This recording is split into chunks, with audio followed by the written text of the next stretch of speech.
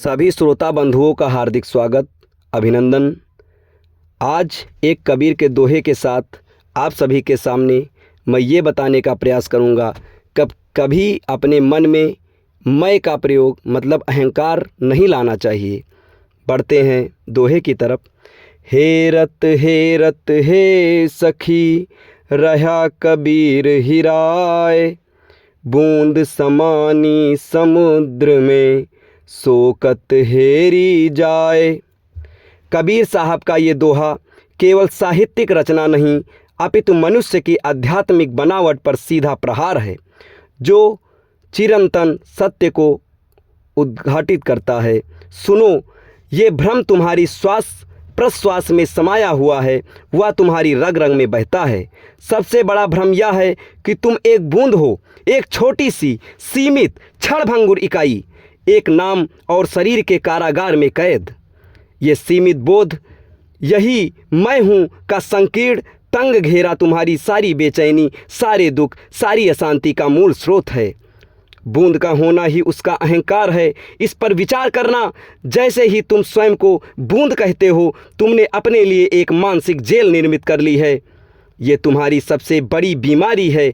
और मज़े की बात देखो, इस बीमारी को तुम अपनी सबसे बड़ी पूंजी मानते हो। स्वयं को बूंद कहना भी एक सूक्ष्म अहंकार है। ये तुम्हारे मन की सातिरतम है। तुम सोचते हो कि तुम विनम्र हो गए, तुम विनीत हो गए। नहीं, तुम विनम्र नहीं हुए, तुम विभाजित हो गए हो। तुमने स्वयं को विराट अस्तित्व से काट लिया है।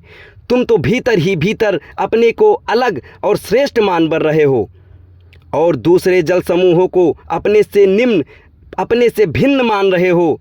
ये कितना अद्भुत अहंकार है, कैसी सूक्ष्म, कैसी घातक चाल है।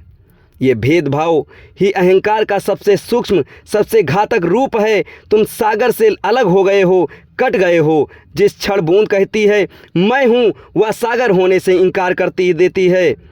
जिस क्षण तुम कहते हो मैं हूँ, तुम उस परमात्मा से, उस विराट अस्तित्व से इनकार कर देते हो जिसका तुम एक अंश हो। ये बूंद जो स्वयं को सर्वश्रेष्ठ मानती है, वह निरंतर भय में जीती है। सूख जाने का भय, मिट जाने का भय, अकेलेपन का महाभय। और इसी भय के ईंधन से उस असुरक्षित बूंद की सुरक्षा के लिए तुम भागते हो तीर्थ यात्राओं पर, धार्मिक पुस्तकों के ढेर में, धर्म गुरुओं व आचार्यों के अंतहीन उबाऊ व्याख्यानों के पीछे। तुम अपने ही घर के दरवाजों को खटखटा रहे हो, लेकिन दरवाजे और तुम्हारे बीच जो खड़ा है वह तुम्हारा मैं है, तुम्हारा अहंकार है। दरवाजे पर खड़े हो तुम, तुम्हारा मैं एक भिखारी की तरह जो सम्राट होते हुए भी भीख मांग रहा है। जब वह बीच में खड़ा है, द्वार खुल ही नहीं सकता, असंभव है खुलना। सागर अलग नहीं है, वही तुम्हारे भीतर धड़क रहा है।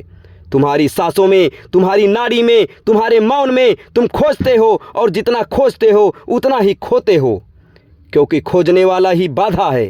एक दिन अचानक जब खोज करने वाला थककर टूट जाता है, उस क्षण तुम पाते हो कि खोजने की आवश्यकता ही नहीं थी। तुम पहले से ही वही थे, असीम, अनंत, निर्विकार। बाहर खोजो मत, सिर्फ ठहर कर देखो। एक पल के लिए इस पागल दौड़ को रोक दो। जब दौड़ने वाला थक कर टूट जाता है, तब पहली बार तुम्हें उस शोर के पार का संगीत सुनाई देता है। तुम सागर थे और तुमने स्वयं को प्यासा बूंद मान लिया। इससे बड़ा हास्यास्पद, इससे बड़ी विडंबना इस ब्रह्मांड में और क्या हो सकती है। बूंद का महाभ्रम, तुम सागर थे और प्यासे रह गए। सागर अपनी ही खोज में भटक रहा था। हाँ, खोज आवश्यक थी, जैसे घने अंधेरे में दिया जलाना आवश्यक होता है। लेकिन एक बिंदु आता है जब खोजने वाला ही खोज के मार्ग में सबसे बड़ी बाधा बन जाता है। खोजते खोजते खोजने वाला खो गया, तब मिलन हुआ। यह मिलन दो या एक होना नहीं है, ये तो एक का स्वयं से साक्षात्कार है। साहब कबीर कहते हैं, रहा कबीर हिराए। खोजने वाला विसर्जित हो गया, खो गया। ये विसर्जन कोई दुख घटना नहीं है, या मैं कल तक खोज रहा था, वह केवल अहंकार का केंद्र था, एक नकली प्रबंधक। जैसे कि वह केंद्र टूटता है, परिधि अनंत हो जाती है। ये खोज का अंत नहीं है, ये खोज का परम रूपांतरण है। जब खोज बाहर नहीं जाती, अब तुम दौड़ते नहीं, तुम खोज स्वयं घटित होती है। भीतर ही भीतर एक शुद्ध शांत आनंदमय चेतना बनकर बूंद समानी समुद्र में शोकत हेरी जाए। बूंद का सागर में समाना कोई विलय नहीं है, कोई अधिग्रहण नहीं है, ये तो बूंद का स्मरण है। बूंद सिर्फ याद करती है कि वह हमेशा से सागर थी। ये विनाश नहीं है, ये परम विस्तार है। बूंद ने अपनी अल्पकालिक पहचान छोड़ी और अनंत पहचान को धारण कर लिया। अब उसे कौन खोजेगा? वह तो अब सागर में है, हर बुलबुले में है, हर लहर में है, हर गहराई में है। वह स्वयं ही सागर बन गई है। जिसे तुम बूंद कहते थे वह तुम्हारी एक छोटी सी कल्पना थी। जिसे तुम समुद्र कहते थे वह तुम्हारा शाश्वत है, अविनाशी स्वरूप है। और जिस पल बूंद समुद्र बन जाती है ना, उस क्षण भेदभाव की पूरी दुकान बंद हो जाती है। या हम दो हैं वाला पागलपन, ये दूसरा होने का झूठा नाटक बस वहीं ख़त्म हो जाता है। ना फिर मैं बचता है, ना कोई तू बचता है, सिर्फ एक संपूर्ण शांत आनंदमय होना। अब बस ये खेल बंद कर दो, ठहर जाओ और स्वयं को जानो। बाहर कोई यात्रा नहीं है, केवल भीतर ही सारा उत्सव है। आप सभी लोग को समझ में आ गया होगा। अब अगले दोहे के साथ एक नया विचार आप सभी के सामने अगले वीडियो में प्रकट होगा। तब तक हमारे साथ बने रहें।